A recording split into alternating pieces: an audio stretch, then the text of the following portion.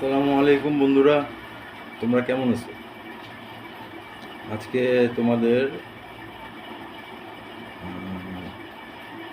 গল্প শোনাবো, যেটা একদম প্রথম থেকেই শুরু করি আর কি।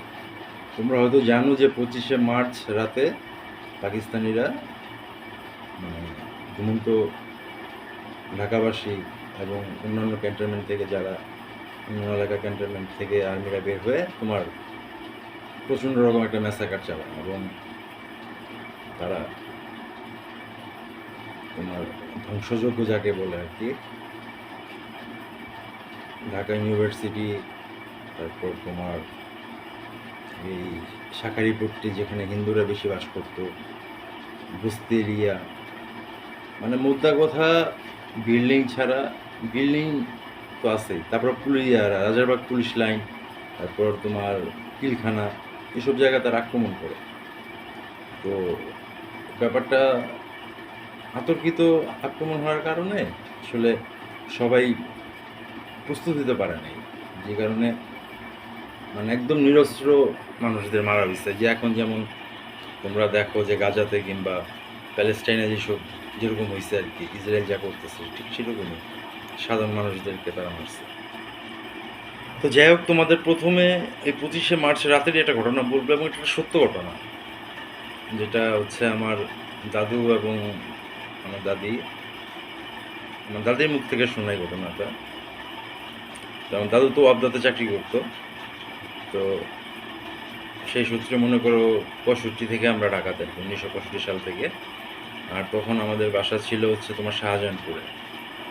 শাহজাহানপুর তোমার এখন যে ফ্লাইওভারটা দেখো না, ওটার একবার মুখটা যেটা, তার থেকে মনে করো ডান দিকে। তো যাই হোক, রাজারবাগ আর শাহজাহানপুর খুবই কাছাকাছি। তো আলটিমেটলি মানে গোলা বারুদের যেই শব্দ, সাউন্ড, সেগুলো তারা সবই পেয়েছে। তো ঘটনাটা এরকম যে ওই দিন দাদু চলে আসছে খুব তাড়াতাড়ি, চিন্তিত। দাদি জিজ্ঞেস করছে ব্যাপার কি, ব্যাপার তো বুঝতে পারতেছি না, অফিসের সবাই তাড়াতাড়ি বাসা চলে যেতেছে, বলতেছে গন্ডগোল লাগতে পারে, ঝামেলা হইতে পারে। কিন্তু ঝামেলা যে আসলে কী হইতে পারে এটা এটা সম্পর্কে কারো কোনো ধারণা নেই, কিন্তু ঝামেলা যে একটা হইতে পারে সেই বিষয়ে কিন্তু সবার ধারণা আছে। হুম। তো যাই হোক, তারা ঘুমায় পড়ছে। তো রাত 12টার দিকে তোমার ক্যান্টনমেন্ট থেকে এই আর্মিরা বের হয়ে আসে, ট্যাঙ্ক ট্যাঙ্ক হাবি জাবি তাদের অস্ত্রশস্ত্র সব কিছু নিয়ে। এবং যখন তেজগাঁ ক্রস করে ওই সময় তোমার ওই তেজগাঁ পুলিশ স্টেশন থেকে রাজারবাগ পুলিশ লাইন্সে ফোন দিয়ে দেওয়া হয় যে আর্মিরা আসতেছে, এরকম বের হয়ে গেছে। তখন রাজারবাগ পুলিশ লাইনের যারা ছিলেন, তো তারা তো সেই মান্দাতান আমলের 303 রাইফেল তোমরা হয়তো দেখছো, যেগুলো এখন আসলে ইউজও করা হয় না। দেখবা যে কিছু পুলিশের কাঁধে নিচে কাঠের একটা বাট লাগানো লম্বা একটা অস্ত্র, যেটা সেটাকে বলে 303। তো তাদের ওই সর্বসা করলে এগুলোই ছিল ইয়া। তো সবাই জামা কাপড় পরারও তেমন একটা সময় পায়নি। মনে করো অস্ত্রাগার খুলে দিছে, দৌড়ায় গেছে, রাইফেল নিছে, যা পারছে বুলেট নিছে, নিয়ে যে যার মতো পজিশন নিছে। আর্মিরা আসছে, এর সাথে প্রচণ্ড রকম মনে করো গোলাগুলি শুরু করছে। তো ইয়ারাও, পুলিশরাও তার বিপক্ষে মনে করো জবাব দেওয়া শুরু করছে ওই রাইফেল দিয়ে। এবং যখন আর্মিরা দেখলো যে না, তারা তো আসলে ফাইট করতেছে, তখন মনে করো ট্যাঙ্ক থেকে হেভি গোলা টোলা ছোড়া শুরু করছে। তো সেই সময় হয়েছে কি, আমার দাদা দাদি এবং আমার আব্বা চাচা তারা মনে করো ঘুমাইছিলেন আর কি। তো আওয়াজ শুই না, তখন ওই বাসা ছিল টিনের, পুরো টিনের চাল ছিল। এখন তো তোমরা ওরকম বাসা হয়তো দেখো না, তো গ্রামের দেশে গেলে দেখবা চারদিকে ওয়াল, উপরে টিন ছিল আর কি। তো তোমার খাট থেকে সবাই নেমে ওই খাটের নিচে ঢুকছে, ঢোকার পরে যে জাজিম থাকে খাটের উপরে, সেই জাজিম মনে করো তাদের উপরে দিচ্ছে, দিয়ে তারা সারা রাত ওইখানে ওইভাবেই ছিল। মনে করো ওই রাজারবাগের ওদিক থেকে গুলি মনে করো আইসা টুপুর টাপুর চালের উপর পড়তেছে। তো সেটা রাজারবাগ এখান থেকে কত হাফ কিলোর উপরে হবে শাহজাহানপুর থেকে ওখান থেকে। তারপর মনে করো টুপুর টাপুর আশা পড়তেছে, তারা শুনতেছে, এইভাবে এভাবে ভোর হয়ে গেছে আর কি। তো ভোর হওয়ার পরে গোলাগুলি একটু কমছে, চারদিকে একটু আলো ফুটছে। ইন দ্য মিন টাইম তোমার ওই জানালাতে হালকা নক, হ্যাঁ নক করতেছে যে ভাই কেউ আছেন, আপা কেউ আছেন, ভাই কেউ আছেন।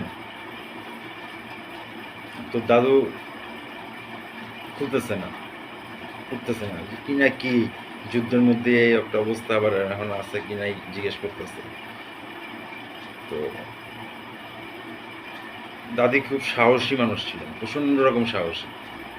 উনি দাদুরে ঠেলা পাঠাইছে, উনি না ঠেলা পাঠায় না, উনি নিজে গেছে, যে জানলা খুলছেন।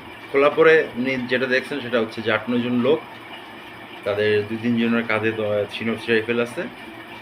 এই ৮-৯ জনের মধ্যে মনে করো ৬-৭ জনের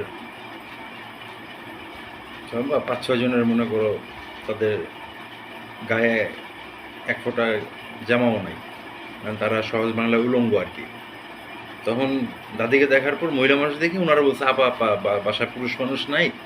তখন তাড়াতাড়ি দাদি চলে আসা দাদুকে পাঠিয়েছে। দাদু যাওয়ার পর উনি বলতেছেন যে ভাই আমাদের একটু পানি খাওয়ান, আর পারলে আমাদের লুঙ্গি দেন।